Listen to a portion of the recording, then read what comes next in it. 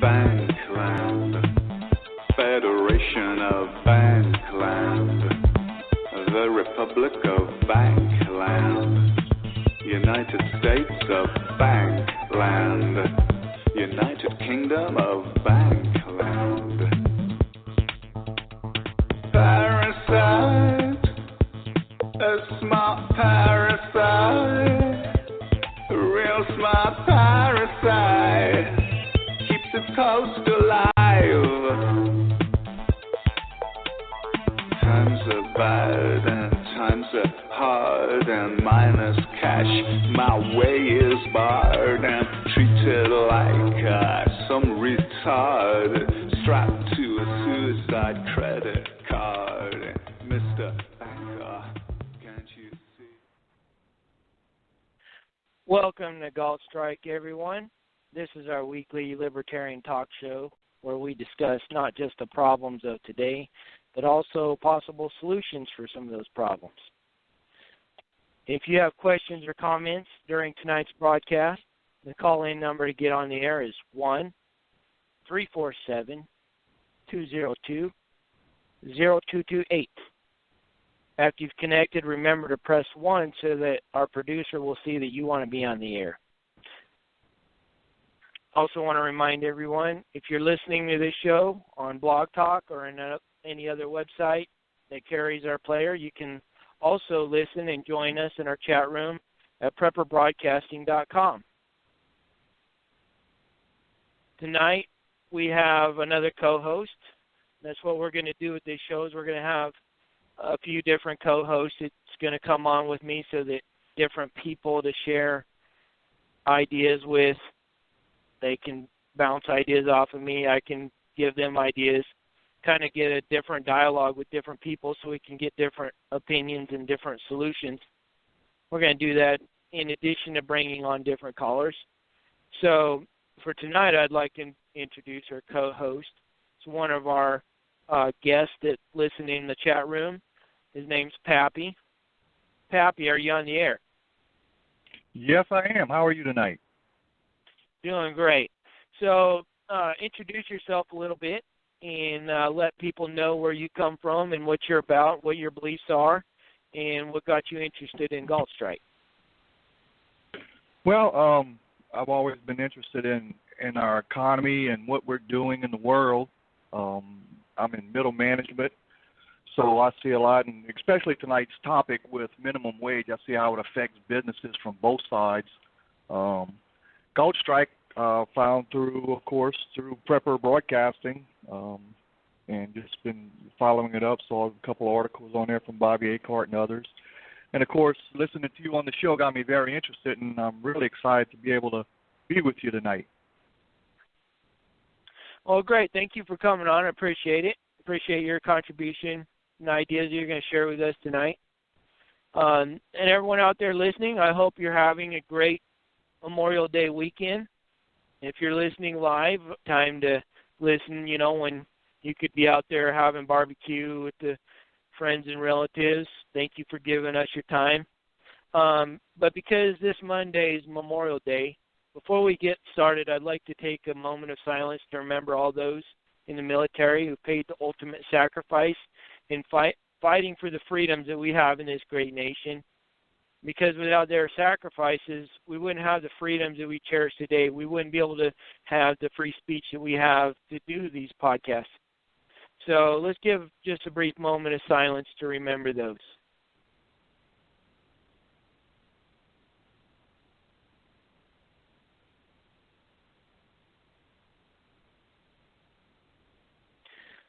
So anyway, the topic of today's show, we're going to talk about minimum wage.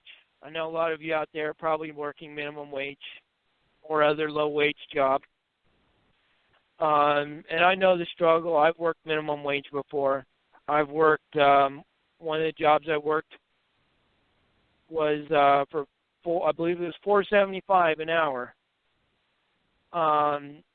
in Idaho, and it was a frozen onion plant.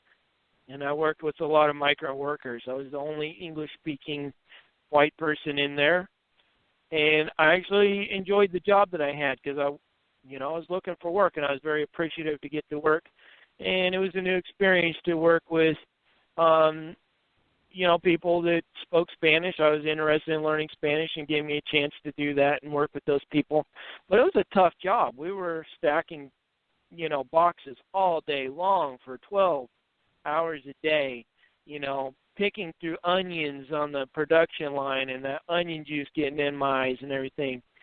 And so I understand the value of work and putting in long hours for a very low wage. But it's a job, and I think what we need to remember is that, if you want to get ahead, you have to have the mindset that no job is below you. No matter how hard it is, no matter how many hours you got to put in, just always have the mindset, the work ethic, to believe that no job is below you. I believe personally that minimum wage is a job killer. There's a lot of evidence that proves that. A lot of people believe the same way, especially businesses. Costs for employers are becoming so burdensome that they cannot hire additional employees, and they often have to let people go.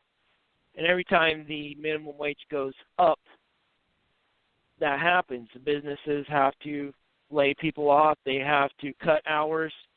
One of the things that I noticed early on, starting out with, we've got the 40-hour work week, is none of the employers that I ever worked for would ever give me more than 40 hours. If I wanted to work more than 40 hours, they say, no, I can't, because then there's overtime. I got to pay overtime. So, a business is in business to make money. And because they're in competition with other businesses, they're keeping their customers as low as they possibly can. And a lot of industries have a very razor-thin profit margin. So just the slightest bit of increase in their costs is going to affect, everything from what they're paying their employees to what they can charge their customers, and whether or not they stay in business. Minimum wage is definitely a job killer. And I like to say, the people, the politicians that push for minimum wage, they're not just killing jobs, they're murdering jobs. They're doing it, I believe, with malicious intent. And I'll get to that in a minute, why I think that's true. So when you have a minimum wage increase, like I said, the business owners, they've got to let employees go. So what happens when they let go? Those employees got to either find another job somewhere else, or they get on government assistance, or they just don't have a job. That's just a fact of life. The other thing I want to point out is, and you can see this very easily, there are a lot, let's say, for example, that minimum wage was just gone. We didn't have a minimum wage at all. There are a lot of jobs that would just open up instantaneously because people could then afford to hire somebody to do a particular work. So let's say it's an elderly person who's living at home, they're on a fixed budget, and they need help around the house. Maybe it's mowing lawns. Okay, they can't afford to pay somebody, $7.25 an hour, or maybe they can afford to pay $5. Another example is, let's say it's somebody that's needing assistance around the house. Maybe the person is disabled, elderly, and they need just a little bit of assistance around the house. Maybe it's doing dishes, vacuuming the floor, just helping out, maybe just visiting with them. A lot of people just need someone to visit with them. I've got a disabled mother now. She had a stroke just a couple of months ago, and she has a hard time getting around. But it would be nice if she could have somebody be there just to hang out, sit on the couch and talk to her, watch TV. Well, sitting on a couch and watching TV is not a $7.25 an hour job. I'm sorry, it's not. That's maybe a $3 an hour job or a $5 an hour job. I would pay somebody that kind of money to sit with my mom and watch TV. Okay, so that's what happens when you have a minimum wage, is it eliminates all of those services and jobs that could be had, but we now can't have them because by law you got to pay somebody minimum wage. And then not only do you got to pay that minimum wage, the employer has to pay 50% of the FICA taxes on top of that. So my mom, there's no way she can afford to pay somebody $7.25 an hour to help around the house. There's no way that I can afford that, and I certainly can't afford the FICA, and I can't afford the liability costs that go along with that. So there's one type of job that's just completely eliminated from our options. So that's one of the ways.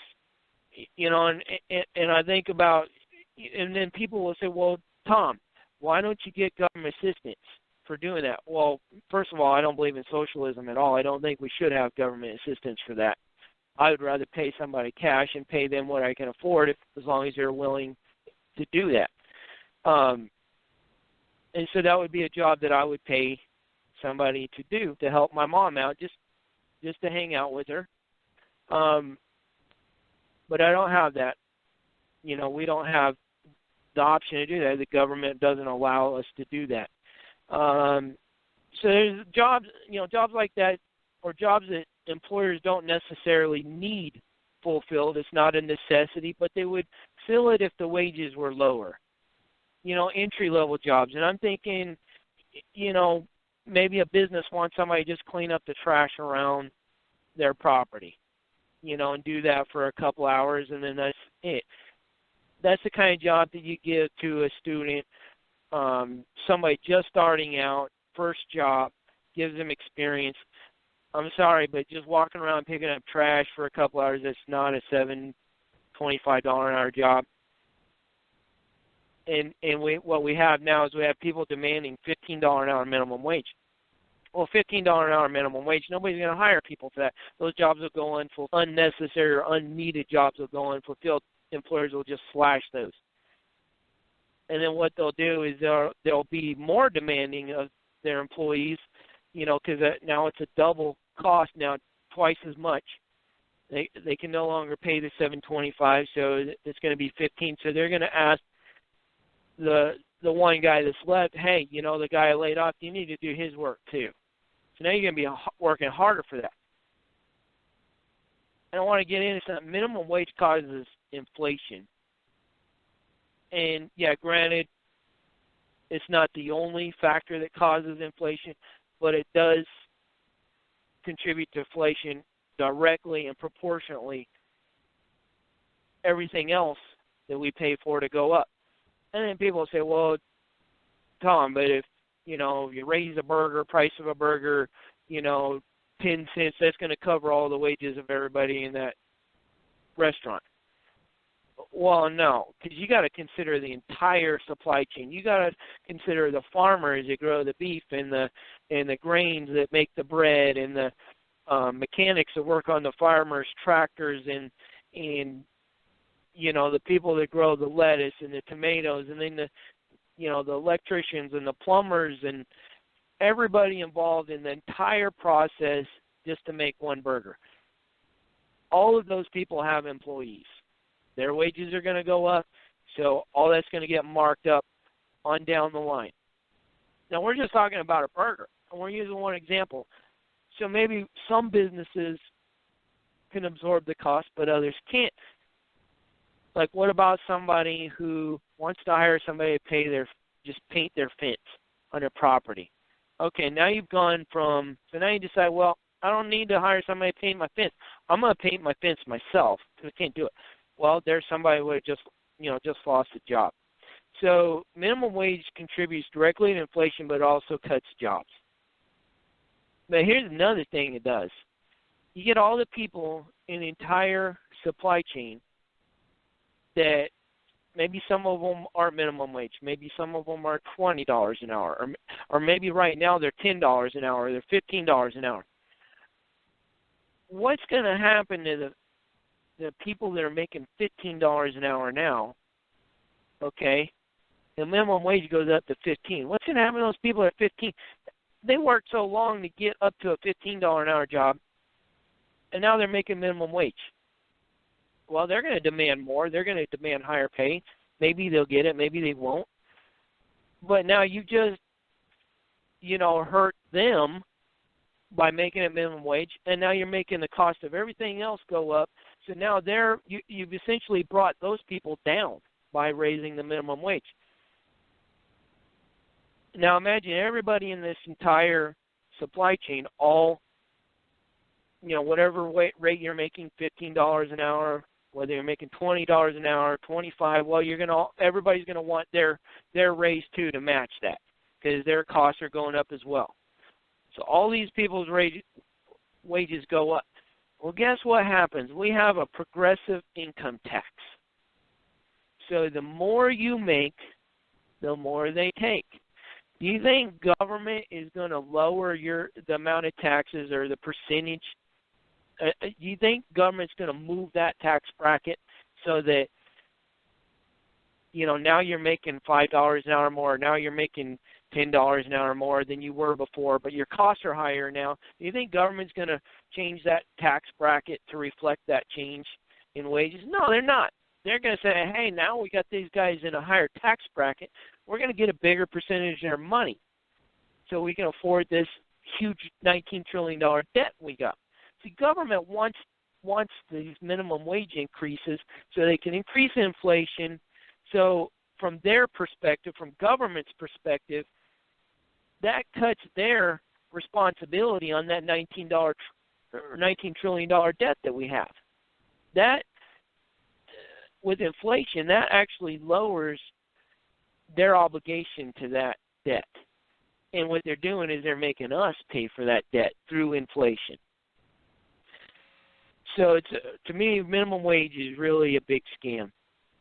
And I want to also point out, I'd like to see the minimum wage abolished. A business owner has just as much right to shop for their services as anybody else. When you go to the grocery store and you're shopping for apples, for example, and you find a 25-cent apple at one store and a 10-cent apple at another store, don't you have a right to buy that 10-cent apple? Shouldn't that be your choice? One store is offering it for you for 25 cents, the other one's offering it for 10. Why don't you have a right to buy that apple at 10 cents? You do. A business should have the same right. If one person is willing to do a job for less than the other, then that business owner should have that right to hire the person that's willing to do it for less. That's supply and demand. Okay? One of the biggest problems why people feel that we need a minimum wage is because there's not enough jobs to go around for everybody. And so there isn't as big of a demand for workers because there's a larger supply of workers willing to fill those jobs. The solution isn't to keep raising the wage. The solution is to fix the problems that cause a shortage of jobs in the first place.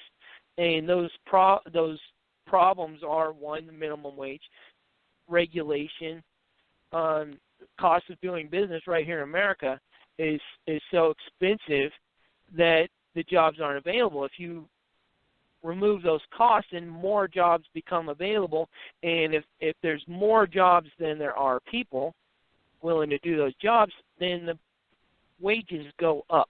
And we saw that in North Dakota, where they were paying people to relocate. They were paying pizza delivery guys $15, $20 an hour just to deliver pizza because there was a shortage of labor. So what we need to do is get to the root of the problem and fix that problem. But as I promised in this show, with all our shows, is that we're not going to focus so much on the problems. We're going to focus on the solutions. And so whatever the minimum wage is, whether it's $7.25 an hour today or $15 an hour later, you're at the bottom. And we're going to show you ways to work your way up.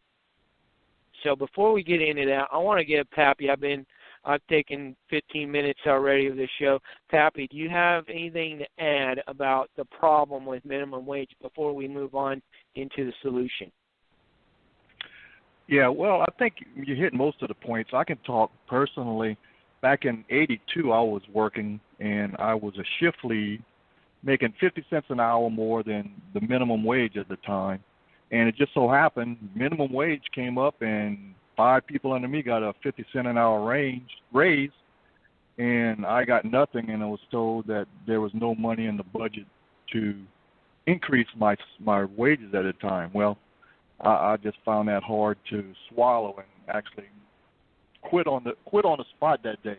And I know we talked about it earlier, but due to my work ethic that I had established there with the company, I was called back that afternoon and actually given 75 cents an hour raise. And we'll go in that a little bit more. Now, later on in life, being in management where I don't make the budgets, but I'm given a budget, say, hey, go, you need to turn in this much money at the end of the year, every month, every quarter. And looming is the minimum wage increases, and those things really hurt. As you said, what do? How do you make up that difference? Who deserves an increase? If it's a quarter, if it's 50 cents, do my employees that have been with us with the company for 15, 20 years and they're making well over minimum wage, do they not also deserve that increase? So where does it end? Do the salary people deserve an increase? They've got more. More and more you see it. You go to the fast food restaurants, and I've seen it already. The portion sizes are smaller. Drink sizes seem to be smaller. Notice now there's an extra large size at some of the burger places. So if you want to get the really used to be the large size, you have to pay a little bit more to get the extra large size. Condiments are just shrinking in size, and there are actually places. I believe it was one of the restaurants we got coffee the other day, and they give you the sugar and cream over the counter. How many do you want? They don't even have it out where you can just receive it. I mean, you'll just get what you need. I guess that's all ways of controlling things. We look at stuff at work, a penny a product. If it can save us a penny a product and we're making $1 million of those products in a year, that's a lot of money we can save.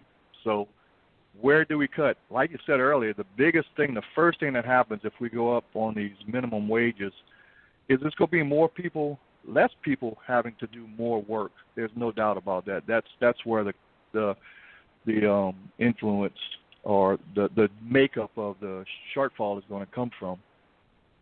So, yes, you're exactly right. There'll be fewer people with jobs, but they're going to have to be working harder. So for the people out there thinking about this, well, I'm working so hard for this job, working all these hours.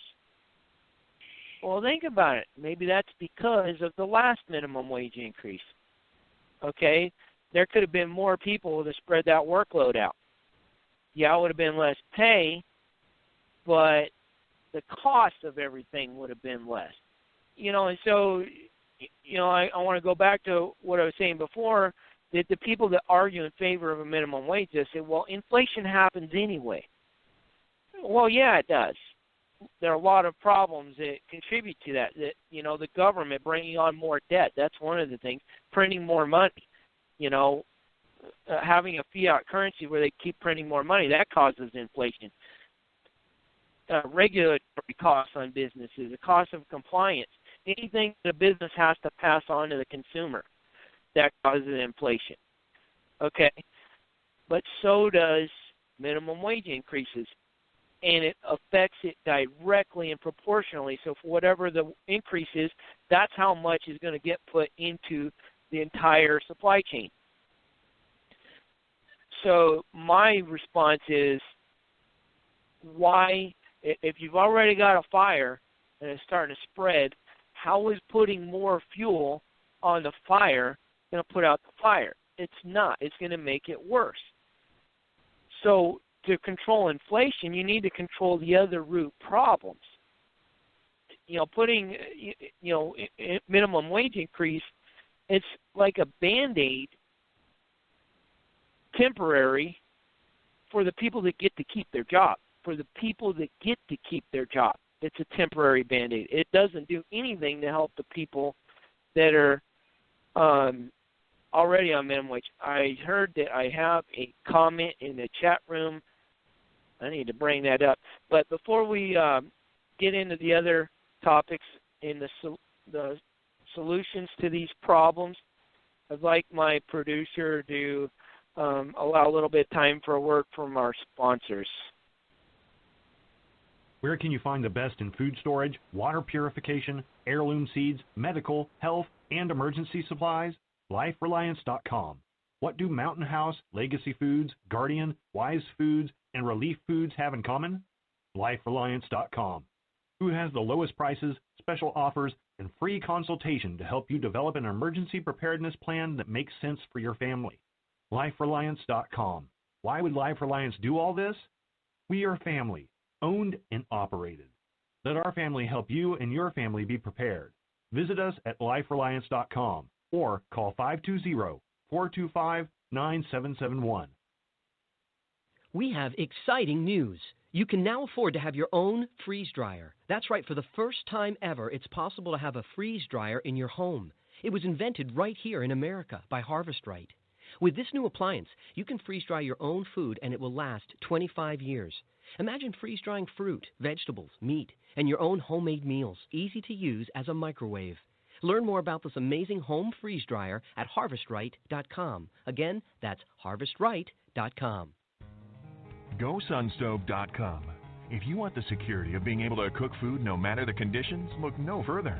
GoSun cooking technology allows solar cooking without fuel or power, even in cloudy weather and other challenging conditions. The GoSun stove is portable, does not require frequent readjustment, cooking meals in as little as 20 minutes, and reaching temperatures above 550 degrees. Steam, bake, fry, roast, and boil. Anything is possible. See all the exciting things GoSun Stove can do for you and the food you eat at GoSunstove.com. Old Dr. Bones here, and I want to know that you're prepared to deal with injuries and illness in any disaster scenario. What would you do if modern medicine was no longer available? The second edition of the Survival Medicine Handbook is over 550 pages of how-to advice for the non-medical professional. Don't forget, Nurse Amy and I have a whole line of medical kits, suture stapling materials, instructional DVDs, and other items that'll help you keep it together even if things fall apart. Check us out at doomandbloom.net. Welcome back, everyone. I want to remind you that if you'd like to call in and voice your opinion, maybe you have ideas for solutions on how people can earn a better wage, the call-in number is 1-347-202-0228. We had a comment in the chat room that someone had asked, what about the automated machines in the stores, you know, the self-checkout lanes in the purchase terminals and such.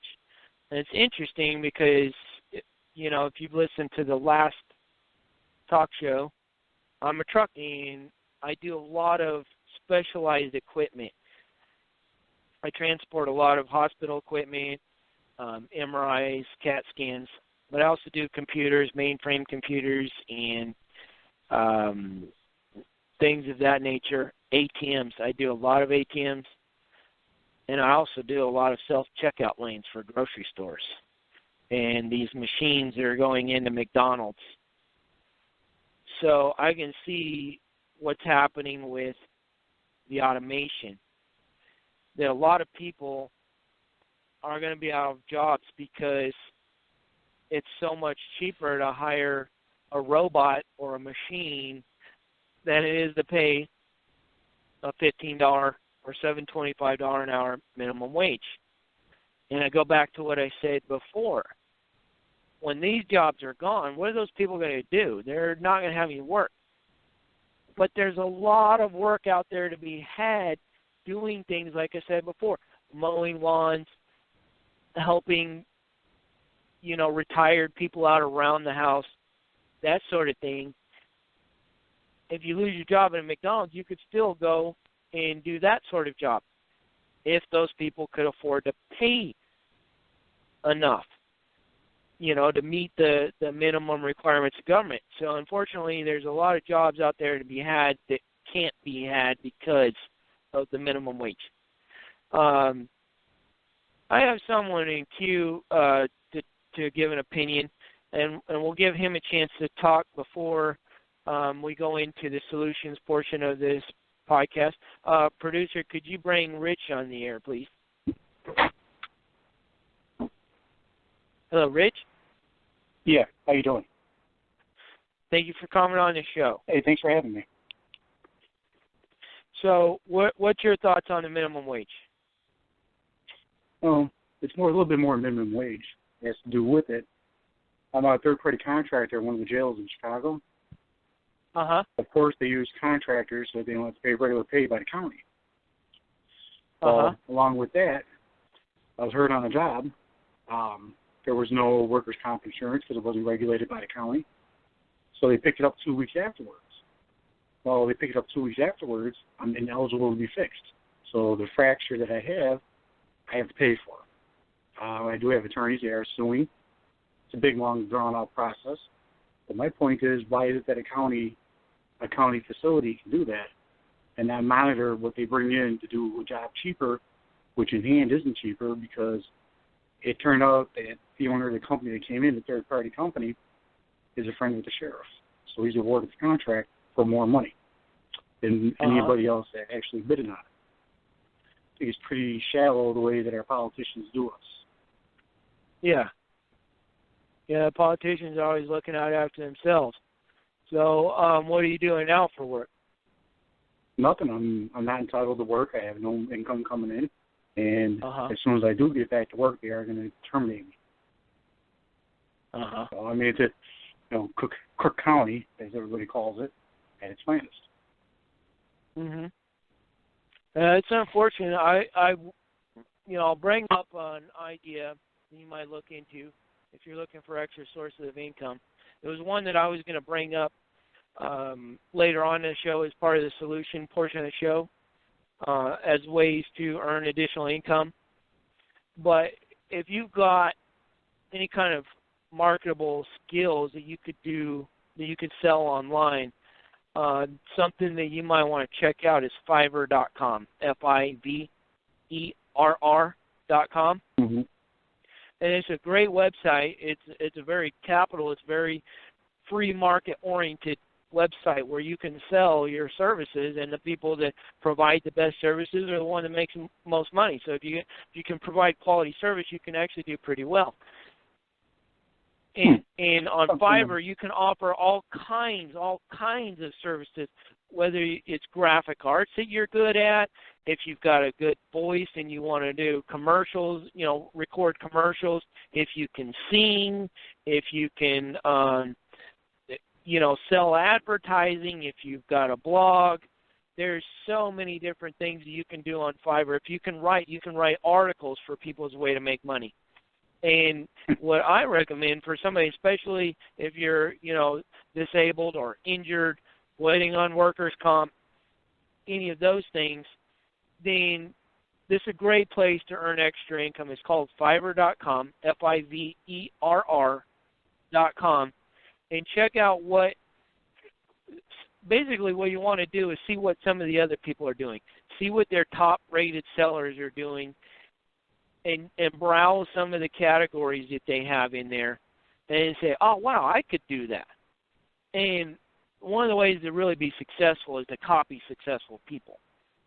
Watch what other successful people watch successful people and do what they do. So I would suggest if you're out of work right now, waiting for workers' comp, that sort of thing, go on Fiverr.com, sign up, get an account, and go on there and just do your homework and observe and watch what some of the successful people are doing on Fiverr and what they're doing to make money, and see if you can get into doing the same kind of work that they do.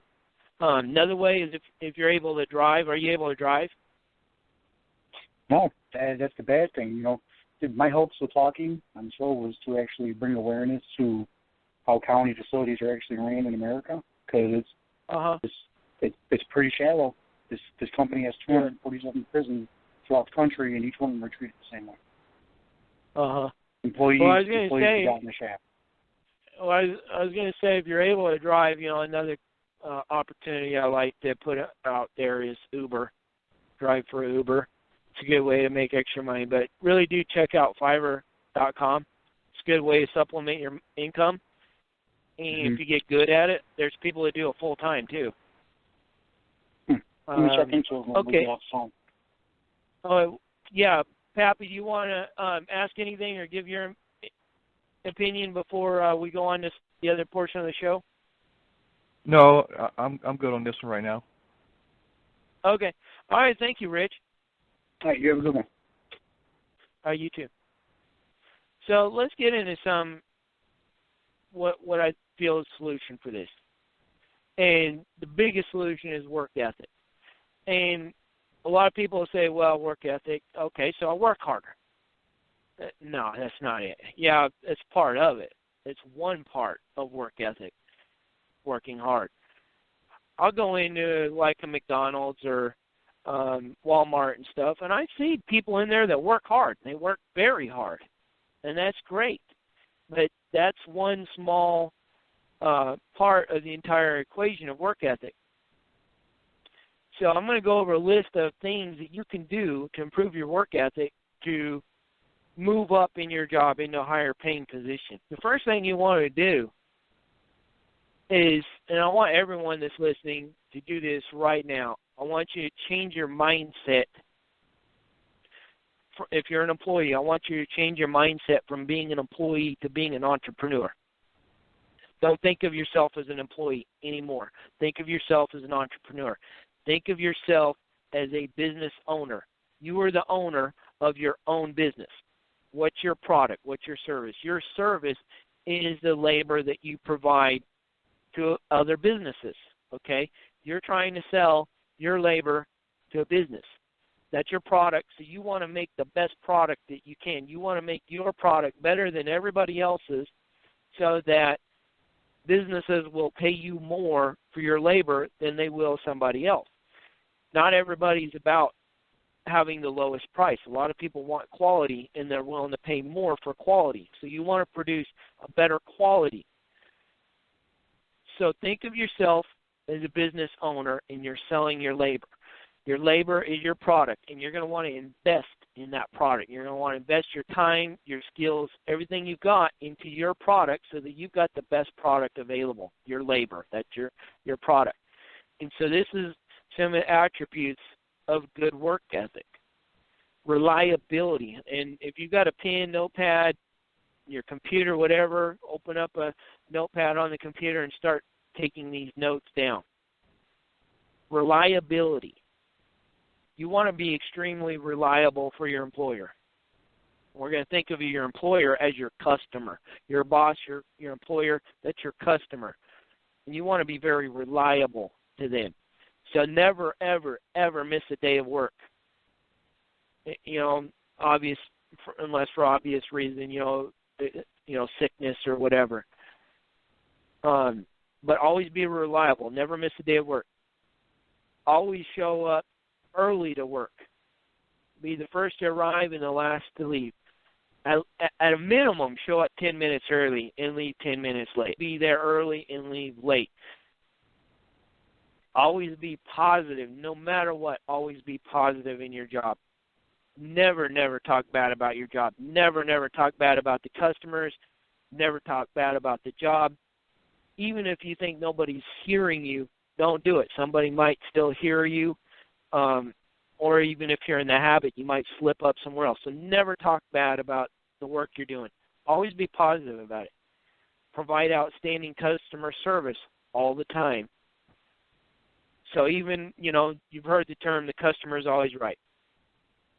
Stick to that. The customer is always right. Provide outstanding customer service because the boss is your customer, but to make your boss happy, you got to make their customers happy. You got to take care of their customers. And as I said, always talk good about the company. Whatever company you're working. If you're working for Walmart, don't be trashing Walmart. If you're working for McDonald's, don't be trashing McDonald's. Don't be doing it on social media. Always be talking good about the company, no matter what company it is you're working for. Never slough off. Always be moving everywhere you go. One of the most successful businesses that I've seen is a tire shop called Les Schwab Tires in the Northwest. And you look at their employees, they're always moving. They don't run, but they kind of jog, kind of a fast-paced movement to get from one place to the other. They do it in a safe manner, but they're always moving. And that's very impressive to see that. So never slough off, ever. Don't be leaning on the table. Don't be, kicking back. Always be ready and moving. Dress appropriate from the job. Depends on what kind of job you're doing, how you're going to dress. If you're in a business atmosphere, always dress sharp, suit and tie, dress clean. If your business is casual, then dress casual, but dress nice and dress clean. A lot of people work like that, display their tattoos and their piercings and everything else. If you're in a professional business atmosphere, personally I would cover that up because you want to dress to impress for the type of customers that you have. Obviously, if you're working in a business that is appropriate for that kind of attire, if you're working in a club or a tattoo parlor or someplace like that, hey, show it off. Show off that artwork. But always dress appropriate to the type of business that you're in. Dress to impress your customers, whoever your customers are. Keep good communication with everyone in the business, not just the boss, but the other employees, the customers. Make sure you're clear and understood, that everybody understands each other, that there's no miscommunications. Be accountable. Always take personal responsibility for your own actions. Don't blame somebody else. Don't blame the customer. Don't blame the boss. Don't blame the business. Don't blame the machines for breaking down. Take personal responsibility for your own actions. Humility. Always show gratitude for the accomplishments of others. If somebody else does a great job, compliment them. Congratulate them on what they're doing. If it's a group project, praise them for the help that they did. Don't say, hey, look, be humble. Praise the other people in that group. Be humble even when you're wrong about something. So let's talk a little bit about moving up. If you want to move up in the business, you want to always be on the lookout for new opportunities to advance. Don't be expecting a position to open up and be offered to you. You want to be on the lookout yourself. Always be seeking that new opportunity for advancement.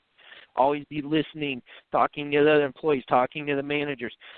A lot of times managers might be discussing about somebody who's about to quit or something. Be listening for that sort of thing. Ask the boss. Always be asking the boss, what can you do to move in? What's the next thing you can move into? Performing better than everyone else, then don't be afraid to ask for that raise. If you're doing an excellent job and you know it, and you know your value to that boss, ask them for that raise. Don't be afraid to. Always be willing to offer to substitute for people who are working in positions that are above you. Say you got a position directly above you. Always be willing to substitute for them when they're sick or ill or on vacation. Be willing to take that spot and fill their shoes when they're gone, and be willing to learn that position while you're filling in for them, because that's going to set you up for that opportunity to advance when it's available.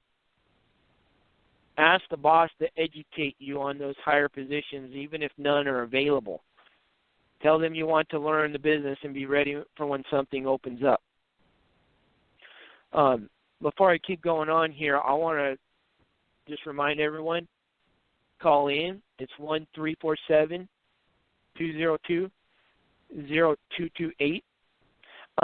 So anyway, what about this list, Pappy? What do you think about these things that people can do to move up as far as work ethic is concerned? Oh, yeah, you're hitting it right on the head again. And a couple of things that I like to do Everybody, when I hire them on, whether they're in a sales position or warehouse or whatever, I always encourage them to work like you're getting paid $100 an hour. Work at that next level. Try and be conscious of what your supervisor is doing, the next level manager. I always try and work 2 levels up. And when I have a situation, not only present the problem, but come up with some type of solution that you could see would work to help out. Always making suggestions, I think, is a big thing. Being part of the overall team is just so huge to getting ahead and moving up very quickly. Again, the other thing I talk about, and I've told a lot of people over time, and I have never taken a job ever that I didn't agree to the salary when I was hired. You know, you go back to the 10-cent apple earlier to the 25-cent apple or whatever it is. Well, you know what? If an employee is only paying 10 cents for what you're doing, he's probably not going to be in business long if you're a great worker. Great workers are going to move on from that job. So we just have to have that work ethic, and, again, working at that higher level I think is really, really important. Yeah, and I like what you said there. That, forgive me, I drew a blank here. Anyway, yeah, exactly. You know, what you said about the job that you take, you know, whatever rate of pay that you agreed to, that's what you agreed to. If you're not willing to work for that rate, don't take that job. Find the one that is the rate of pay that you think you're worth. You know, don't go take a minimum wage job and say, man, I hate this job, it pays so low. Well, why'd you work there? Why'd you go work there if you're not happy with it? Like I said, I went and worked in a frozen onion plant for $4.75 an hour. I was glad to have a job. You know, I was thankful for that, and I appreciated that job, and I never talked bad about that job. So, you know, and that's all about being the work ethic. And also, you know, another reason why I said that this is to think of yourself as a business owner. You're the business owner, and you're selling your labor to another business, okay? And so you want to invest in that product. So one of the things you're going to want to do is, you know, is always impressing your employer. Now, maybe you don't plan to work on McDonald's or Walmart or whatever for minimum wage for years and years and years. That's fine. While you're there, you want to do the best that you can because you're investing in your product. And one of the things you're going to want to do when you move on to another job, if that's what you're planning on doing, is ask that employer for a letter of recommendation.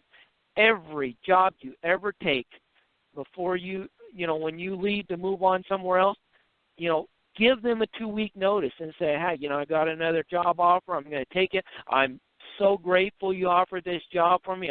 By the way, would you mind writing me a letter of recommendation? Now, if you sloughed off in a job and it were unreliable and didn't have good work ethic, do you think they're going to give you that letter of recommendation? Heck no. But if you do have that work ethic and you do those things that I suggested, that employer is not going to want you to see you go. You know, you're an asset to them, and if they couldn't afford to pay you more, well, that's fine. Maybe they'll give you that letter of recommendation, and that letter of recommendation is going to help you get another job. I've kept the letter of recommendation of every job that I've had, and I keep a stack of those. I haven't had to change jobs in a long time, but if I did, I'm going to take those with me, and they're going to be part of my resume when I go work somewhere else. That's part of those letter of recommendations is part of my product. That's my investment into my product. And it's part of my personal portfolio that I'm using when I go to sell my labor to somebody else.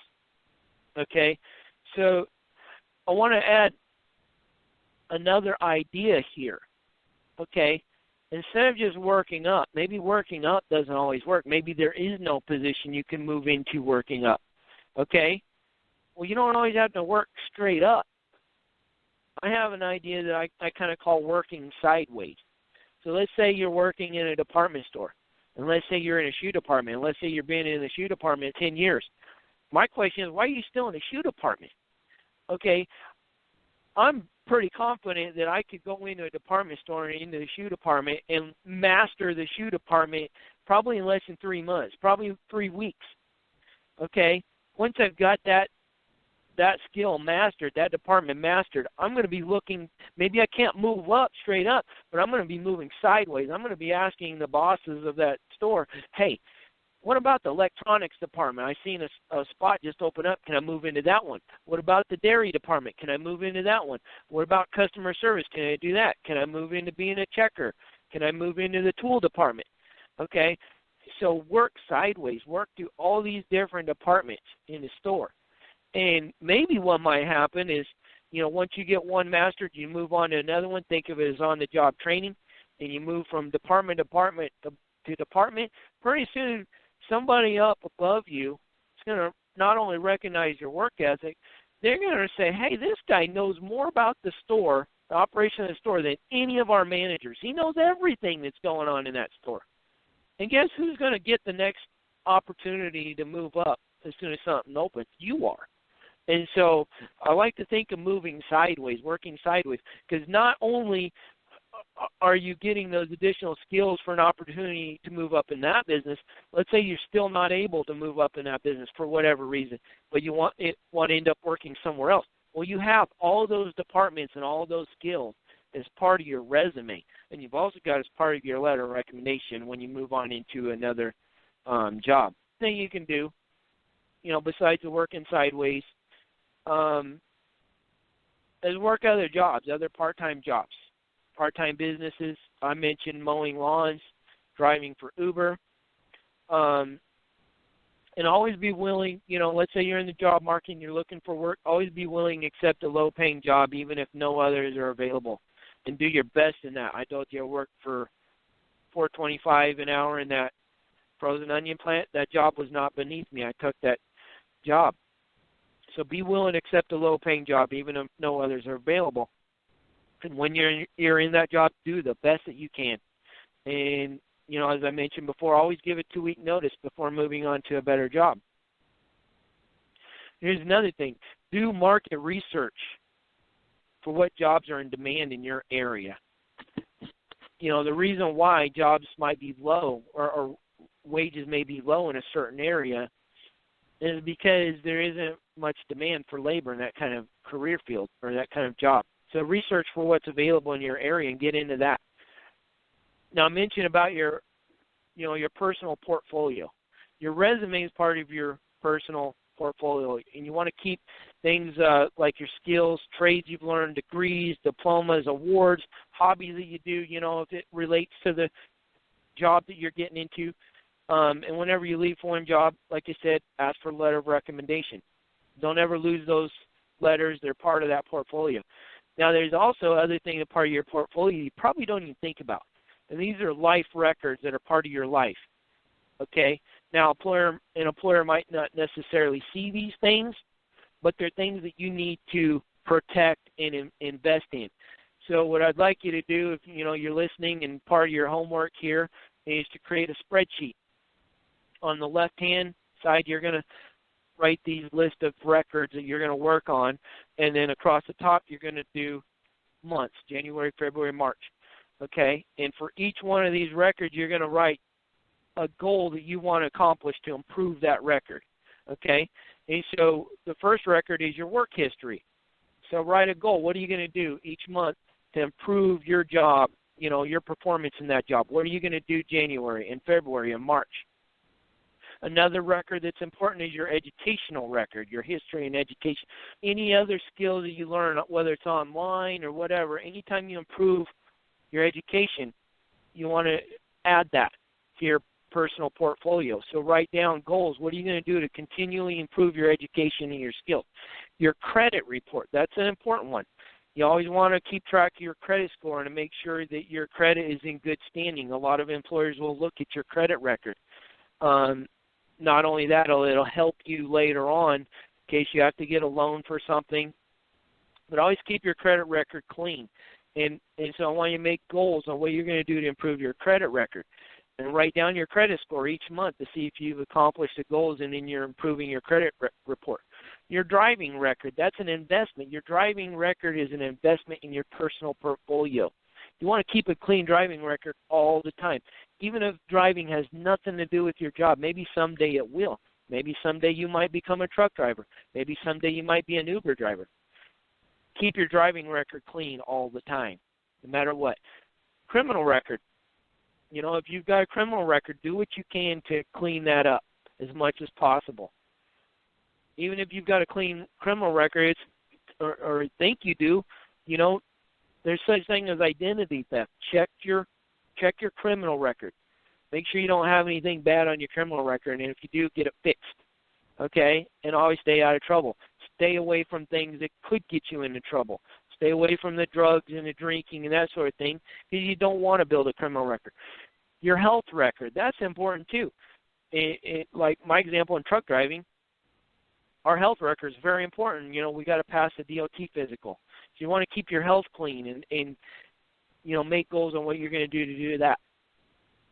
Anything that's wrong in your various life records, you should improve those, because that's going to help you later on in life. That's part of your personal investment in your life. Anyway, we've only got about a minute left. Anything you want to add real quick, Pappy, before we cut out? Yeah, I got one note that I wrote down real quick. Many listeners may already know J.J. Watt, defensive player for the Houston Texans, and I just always remember when he had to work hard. You figure his minimum wage was nothing for many years. But when he got his first salary, when he got drafted, he was asked, what are you going to do with this huge salary now? And his comment was simply, earn it. And I think that's really what we're talking about, or getting ahead in life today, is earn it. Yeah, exactly. You want to earn everything that you make. One of the biggest problems, in welfare is other people's money. You don't want to live on other people's money. You want to live on earned money. You want to earn what you make. You want to earn, the job that you get into. Anyway, it's time to go. I'd like you all to tune in next week. And I want to remind you, listen to PrepperBroadcasting.com. There's a lot of other great shows. Bankland, Federation of Bankland, the Republic of Bankland, United States of Bank.